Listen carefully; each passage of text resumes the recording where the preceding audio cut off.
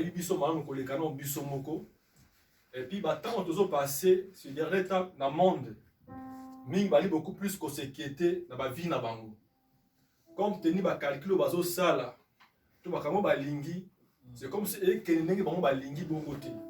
Alors bazo tout réellement baza oya nzambe to baza oya nzambe te. Différence aux amba lobaki ba omona ngo quand ba omona ngo ndenge nini. Amen. Amen. Nzambe na biso bien-aimé aza malamu. Ko ba ete ayi biso koleka biso moko. Eloko malamu bien-aimé ya motuya na vie na yo eza ndenge ozaka mwana nzambe wana. Eza très important.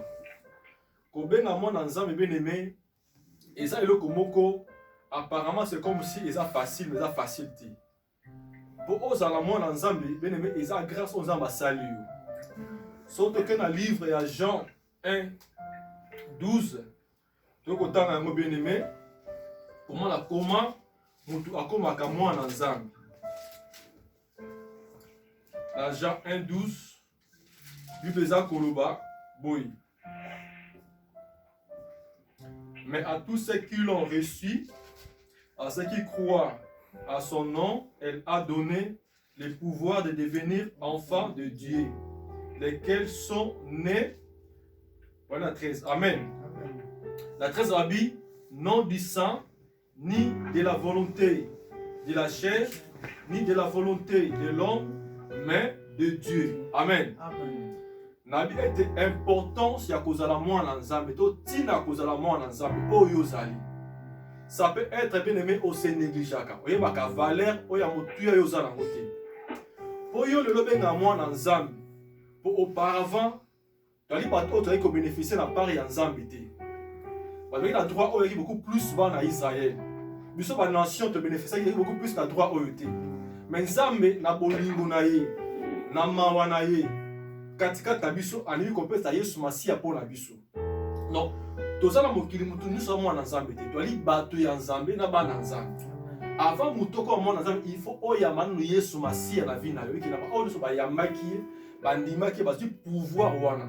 Alors pouvoir yango bien-aimé oyomona ke oyami pe ondimi yabi ke eza la volonté ya mutu te ya makila to pe ya nzoto te beaucoup la volonté ya Nzambe. Donc yo ozali choix ya pensée ya Nzambe. Soki o se négligeaka suite ya barakam ozomona to ya passe oza nango na lingi olongola yango bien-aimé oza choix ya pensée ya Nzambe. Comment na maladie oza nango te, comment la difficulté oza nango te to makambo ka tout tour na yo te. Nzambe ayebi yo na kombo na yo pe na penser en Nzambe bien-aimé ozali. Monaka mokili otoza combien mi bayebi le vrai Dieu te mais yobi le vrai Dieu. Eza motuya pona yo. Donc Nzambe aza beaucoup plus na valeur. Ce qui yo monaka valeur on te bayebi valeur ya vie na yo. Amen. Pour atika lola atiki gloire na ye andimi ala tanzoto ya bomoto pour qu'il t'a réellement pona yo. Nabi importance ya kozala mwana nzambe. Eza mbongo te, eza mituka te ne kopesa yo valeur. Mais eza nzambe oyo mi katikati na yo eza beaucoup plus important. Amen bana nzambe. Nabi ke avant mutako mwana nzambe il faut ayamba Yesu Masia. Mais ko yamba Yesu Masia bien mais eza la volonté na yo te.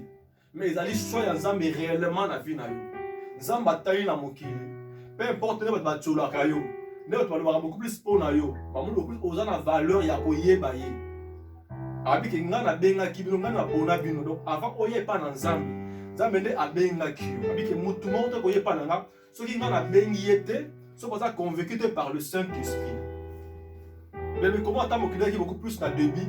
Ba nation za ki belé, mais Nzambe a choisi beaucoup plus Israël. Et sa grâce. Koyepa nzambe eza avantage et belé réellement la vie na yo. Ndeka Yesu Masia ayeba pe ndenge banzambe mais oza beaucoup plus sanctifié. Abi tozala mokili mais tozala oya mokilité. Yeba ke vie na yo oyo vivaka. To ndenge ozalaka. O dépendaka ni na balie ya famille na yo, ni ya libota na yo, mais beaucoup plus o dépendaka beaucoup plus de pas na Nzambe. Alors comment makambo zo de kana mokilité, to pe na vie na yo te, mais mona beaucoup plus oyo zali pour na Nzambe. Plus loin bien aimé na kotala na livre ya Romains 8:14. Car tous ceux qui sont conduits par l'Esprit de Dieu son fils de Dieu. Amen. Nabi que kozala mwana nzambe eza chose nzambe azali réellement pour la vie na yo. Alors penza matie katikati na yo molimo santo eza lokola elembo ya bonzambe réellement na vie na yo. Eza ko différencier na makambo ebele. Tomaki na histoire ya Paul. Ta kutala magicien montant na sote abi est-ce que kotekela ngai te. Nguya oyo za nango. Amen. Donc kozala molimo santo eza kozala mbongo te. Eza kozala mayele te. Eza grâce na basali yo. Oyo batambusami na molimo santo babengami bana ya nzambe.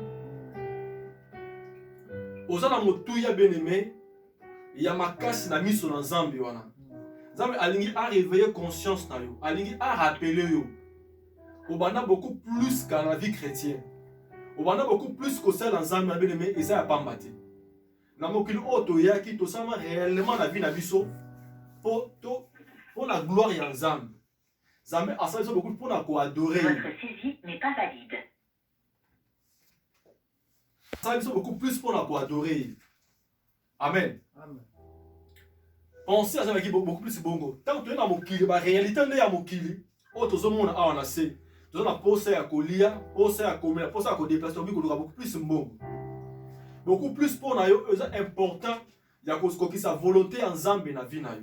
Ndeko yeba nzambe, pe ndeko ndima nzambe wana. Ya beaucoup plus c'est important. Ya ngo bien-aimé, nzambe atala ka onenga atala ka batino soute. Amona ka pe ndeka mona batino soute pe bien-aimé. Oza différent na batu ebele bien-aimé réellement katika na se mokili oyo. Amen. Na histoire de bien-aimé, eza histoire ya reine Esther. Amen. Amen à Mardoché. Tu vas verser beaucoup plus. Ya moke na si tu es bien moi mala mingi. Tu kota na Esther 6 13. Livre Esther 6 13. Oh azui, attendez s'il vous plaît.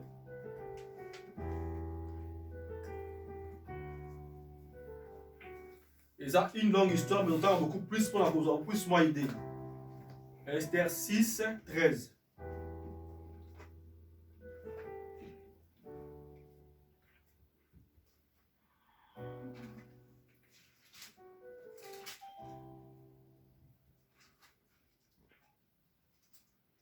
De quoi je suis pas tangi? Amen. Alors on a la tangi. De quoi tangi? La Bible dit, Amon raconta à Zérès, sa femme, et à tous ses amis, tout ce qui lui était arrivé.